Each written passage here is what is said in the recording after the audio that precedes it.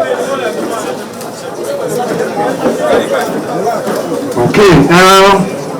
good afternoon, ladies and gentlemen, most welcome.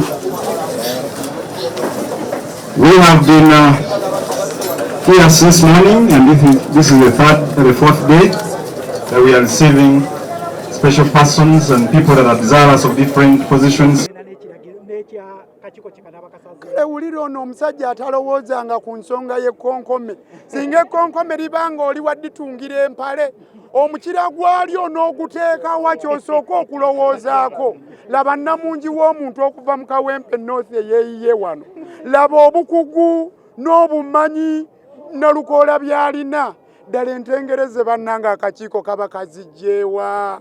Naye kyokka ate era Nalukola NUP agoberera enkola ya demokrasiya engeri ennungi eyitibwamu mu bukulembeze. Lwaki yalibadde atandika okukyusa goalposts ng'obudde butuuse, naye ani atalaba byewandiikiddwa ku bire waggulu? Bangi abavuddeyo abaagala, naye era Nalukola bannange yasinga okwaka. Bwe ziba munyeenye Nalukola yasinga okutemagana. Olunaku lwa leero tuvudde Kawempe North ne tujja wano ku kitebe kyaffe ekya NUP ne tuleeta ebiwandiiko nga bwe twasabibwa nti buli ayagala obwa memba bwa Parliament nga naye wakuyitira mu kibiina kye NUP aleete okusaba kwe mu butongole okusaba okwo mu butongole nkuleese ngera kuwandiike nga kuliko olutagajju lw'ebiwandiiko byonna ebikakasa bwe nasoma ennyo ne Makerere n'entuukayo n'empitawo ne ngenda ne ku LDC era n'enkakasa n'emirimu gye nkoze nga mpita mu lutagajju lw'ekiwandiiko mu Lunyaanyimbe kye bayita CV ekiraga bwe nzize enkola eby'obwannaggwano.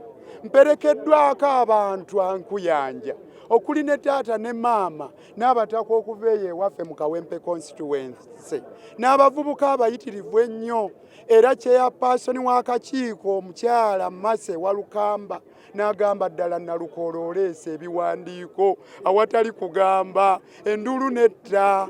Na bwe kityo abantu b'e Kawempe North muninde nga bwe mumpulidde ebbanga lyonna nga nkola emirimu gy'ensonga nga nnwanirira obwenkanya n'eddembe ly'obuntu, enfuga ennungi, enfuga egoberera amateeka, enkulaakulana, obumu, enkulaakulana y'abantu, abavubuka okulaba nga tuzuula ebitone byabwe, okulongoosa embeera mwe tusula eyo ey'emigotteko, okukaayanira enguudo ennungi, okukaayanira obujjanjabi obulungi, okukaayanira ebyenjigiriza ebisaanidde, okulaba nga abavubuka abafu abatalina mirimu ate nga tebaweeka mirimu batuuka mu ddala eri abo abakugu abasaanye okufuna emirimu nga tebakoma kubeera abo abanoonya emirimu wabula nga nabo bennyini basobola okutandika emirimu.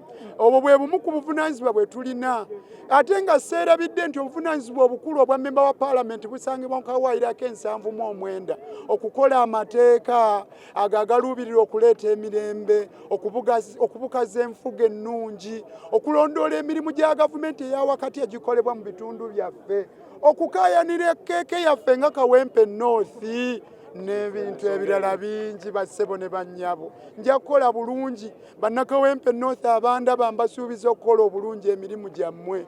Mumpe mu by-election eno nzire mu kifo ekyo awaali omusajja Naggwano, omusajja oyo omusajja Ssejjirinya. Nyinza okubanga ekigere kyange kitonotono tekijja mu ngatto ze, naye nze nnyina obugatto bwange obutonotono bwenja okwambala bunnywere bulungi, naye nange nnyina ebitendo n'ebitone ebyange.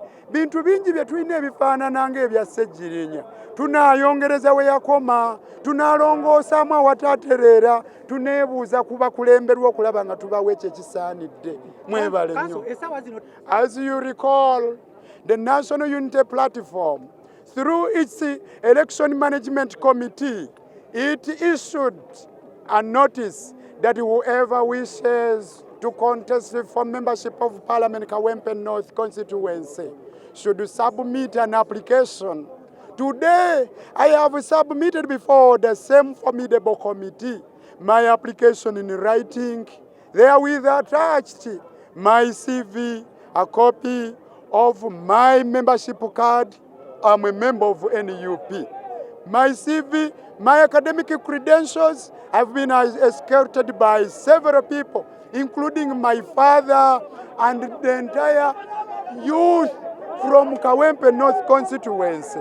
Indeed, the chairperson has acknowledged that I have all the qualifications, and now I'm waiting for the time when I will receive a call to appear before the committee, when I will be accorded the latitude to express my further desires and to answer all questions that will be raised by the committee in case of any. I'm ready and willing. I'm one of the best from Kawempe North constituency. The residents of Kawempe North have sent me. And indeed, I believe the National Unity Platform will be convinced and persuaded that I am the best to take its place.